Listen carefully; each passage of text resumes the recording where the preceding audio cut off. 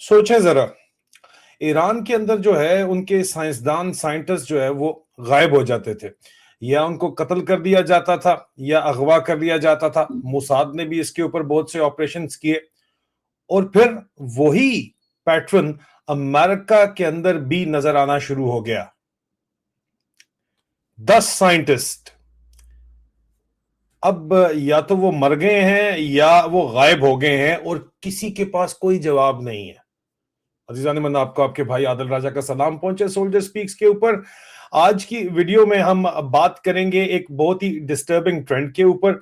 America में nuclear और space scientist की जो है वो पुरअसरार हलाकतें हो रही हैं और गुमशुदगियां हो रही हैं, डिसअपीयरेंसेस हो रही हैं और डेथ्स हो रही हैं, और इसके ऊपर अब व्हाइट हाउस भी एक्टिव हो चुका है। और सबसे शॉकिंग बात यह है कि व्हाइट हाउस के अंदर अब क्लियर इंक्वायरी तो चल रही है, लेकिन आप ये देखिए कि ये साइंटिस्ट हैं जिनके अंदर एक जनरल साहब भी शामिल हैं, जनरल विलियम मैककैस्लन जिसके अंदर शामिल हैं, और दूसरी तस्वीर जो है वो कार्ल जे ग्लिमर की है। ग्लिमर जो है वो मारे गए थे, और जनरल साहब जो है जनरल विलियम वो गायब हो गए सिरे से।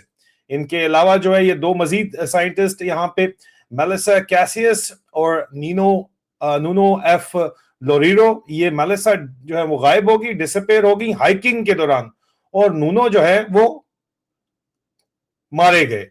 और उसके अलावा माइकल डेविड हिक्स जो है वो मारे गए, और एंथनी शेवेज जो है वो गायब हो गए। मतलब यार, ये किस तरह हो सकता है कि ये काम क्या चल रहा है, ये पैटर्न क्या है?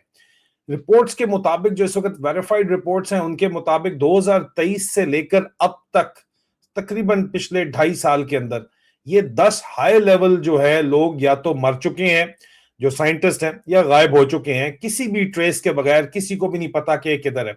और ये कोई ऑर्डिनरी किस्म के साइंटिस्ट नहीं है, ये नासा के साइंटिस्ट हैं, स्पेस रिसर्च के अंदर इन्वॉल्व हैं, न्यूक्लियर एक्सपर्ट्स हैं, मिलिट्री लिंक्ड रिसर्चर्स हैं।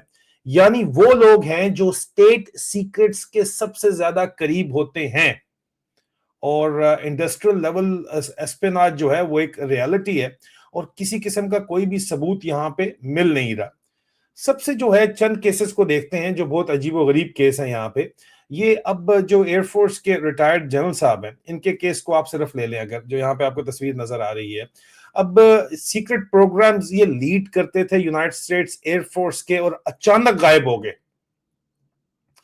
नासा के साइंटिस्ट की डेथ, लेकिन उसके ऊपर कोई भी पोस्टमार्टम नहीं हुआ। हैरानकुन बात है या नहीं है? न्यूक्लियर फैसिलिटी के कॉन्ट्रैक्टर गायब हो गए, उसका कोई सिरे से ट्रेस ही नहीं है। लॉस एल्मोस से भी लिंक्ड इंडिविजुअल थे, वो भी मिसिंग है। लॉस एल्मोस वो जगह है जहां पे, अगर आपने जो है वो ओपनहाइमर देखी है मूवी, तो आपको पता होगा कि वहां पे इन्होंने न्यूक्लियर ब्लास्ट, उनकी न्यूक्लियर टेस्ट फैसिलिटी थी इनकी, अमेरिका की। ठीक है जी। अब ये सब अलग अलग इंसिडेंट्स लगते हैं, लेकिन जब आप पैटर्न देखें तो सवाल उठता है कि क्या ये इत्तेफाक है या एक पैटर्न है जिसके ऊपर अब व्हाइट हाउस को भी इंक्वायरी करनी पड़ गई है। सबसे इंपॉर्टेंट सवाल ये है कि क्या इत्तेफाक है? अगर इत्तेफाक है तो फिर आप बताइए कि किस तरह इसको आप जस्टिफाई कर सकते हैं। इसी बात पे इंक्वायरी हो रही है, या फिर टारगेटेड इंसिडेंट्स हैं, इंटरनल सिक्योरिटी ब्रीच है, फॉरेन इंटेलिजेंस ऑपरेशंस हैं। ये सबसे अहम तरीन इसके ऊपर बातचीत चल रही है, या फिर कुछ और है जो हमें नहीं बताया जा रहा। अब अगर आप ईरान के अंदर इसी के साथ देखें कि पैरेलल देखें, तो यहां इंटरेस्टिंग कंपैरिजन है। ईरान के साइंटिस्ट सिस्टमेटिकली टारगेट हुए, असैसिनेशन हुई उनकी, खुफिया ऑपरेशंस किए गए, कोवर्ट ऑपरेशंस किए गए, घड़ियों के अंदर लगा के जो है उनको ट्रैकर्स दिए गए, जिसके ऊपर इल्जामात जो है वो पाकिस्तान से रिलेटेड लोगों के ऊपर भी आए, लेकिन उसके किसी किस्म के कोई एविडेंस नहीं मिले। इंटेलिजेंस वॉरफेयर के जरिए भी जो है मोसाद ने बाकायदा तौर के ऊपर ईरान के अंदर साइंटिस्ट को हिट किया। और अब अमेरिका के अंदर भी सिमिलर पैटर्न अगर डिस्कस हो रहा है, तो डिफरेंस क्या है? फर्क यह है कि ईरान खुलेआम जो है वो कहता है कि इसराइल ने यह काम किया, अमेरिका खामोश है। क्यों? चाइना की जो मिनिस्ट्री ऑफ स्टेट सिक्योरिटी है, एमएसएस है, वो उसके ऑपरेशंस, इंटेलिजेंस ऑपरेशंस ऑस्ट्रेलिया के अंदर, यूरोप के अंदर और अमेरिका के अंदर बड़ी गहराई के अंदर ये ऑपरेशंस चल रहे हैं। लेकिन चाइना को अगर ब्लेम किया जाए तो फिर यूएस गवर्नमेंट ब्लेम करती है, तो उनको उनके साथ जो है वो ट्रेड भी खत्म करनी पड़ती है। और वो अगर ट्रेड खत्म करते हैं तो चाइना के ऊपर डिपेंडेंट है अमेरिका उतना ही जितना चाइना अमेरिका के ट्रेड के ऊपर डिपेंडेंट है। तो अमेरिका की अपनी इकोनॉमी जो है वो टैंक कर जाती है, वो फारग हो जाती है, खड़क जाती है। इसलिए ये काम लगता है, ये मेरी जाती राय में, कि नहीं किया जा रहा। व्हाइट हाउस से जब पूछा गया तो उनका रिस्पांस क्या था? उन्होंने कहा जी कि we will look into it, हम देखेंगे।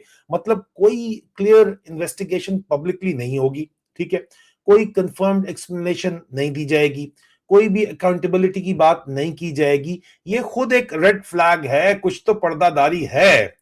अब अगर इसकी पॉसिबल एक्सप्लेनेशंस आप दें जो कि किसी कंस्पिरेसी थ्योरी में जाए बगैर रैशनल एनालिसिस करें ना, तो नेचुरल या अनरिलेटेड इंसिडेंट हर केस अलग हो सकता है, ठीक है। अगर इंटरनल इशू के ऊपर आप बात करें तो स्ट्रेस है, प्रेशर है, क्लासिफाइड वर्क ये लोग कर रहे हैं। लेकिन इंटेलिजेंस ऑपरेशन एक बहुत बड़ी रैशनल एक्सप्लेनेशन है कि फॉरेन टारगेटिंग जिस तरह सीआईए ने और मोसाद ने मिलके ईरान की और चाइना की है, और ग्लोबल यूरोप की भी ये करते रहे। यूरोपियंस, अब यूके के अंदर लोग कहते हैं कि हमारे दोस्त नहीं थे। अगर हम हमारे दोस्त आप मत समझें, एक तल्लक वास्ता है, ट्रांजैक्शनल रिलेशनशिप अब तस्वर किया जा रहा है।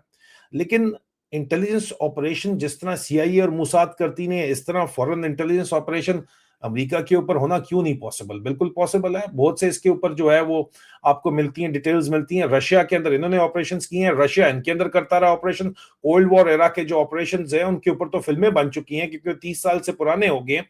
लेकिन अब रिसेंट जो ऑपरेशंस हो रहे हैं उनके ऊपर तो बातचीत नहीं हो रही, और ऑपरेशंस तो इंटेलिजेंस ऑपरेशंस चल रहे हैं। और दूसरा यहाँ पे एक स्ट्रैटेजिक साइलेंस है। इस स्टोरी को जानबूझ के 2.5 साल होने के बावजूद तकरीबन 3 साल बाद भी इंफॉर्मेशन को इंटेंशनली हाइड किया गया है। और रियलिटी शायद इन तमाम चीजों की कोई कॉम्बिनेशन हो, मिलजुल के बनती हो। और साइंटिस्ट क्यों? सबसे इंपॉर्टेंट सवाल है, साइंसदान क्यों? साइंटिस्ट क्यों? क्योंकि इनके पास न्यूक्लियर नॉलेज होता है। स्पेस टेक्नोलॉजी की रेस इस वक्त चल रही है चाइना और अमेरिका के दरमियान। यूरोप तीसरा कंटेंडर है, रशिया जो है वो चौथा कंटेंडर है। इनके दरमियान में रेस चल रही है कौन पहले, आपको पता है कि कोल्ड वॉर के एरा के अंदर कौन पहले चांद पे पहुंचेगा। सबसे पहले स्पेस में रशिया, यूएसएसआर पहुंच गया था, तो चांद के ऊपर जो है वो अमेरिका ने पहले पहुंच के झंडा गाड़ा अपना। उसके ऊपर कंट्रोवर्सीज जो भी होती हैं, लेकिन ये हकीकत है। अब बात ये है कि जो इस वक्त सिनेरियो है उसमें ये लोग सिर्फ जो है, अगर तो चलो लोग कहते हैं यार मर जाने दें, अमेरिका जरूर बंदे मर देने हैं कि कोई नवी गल है।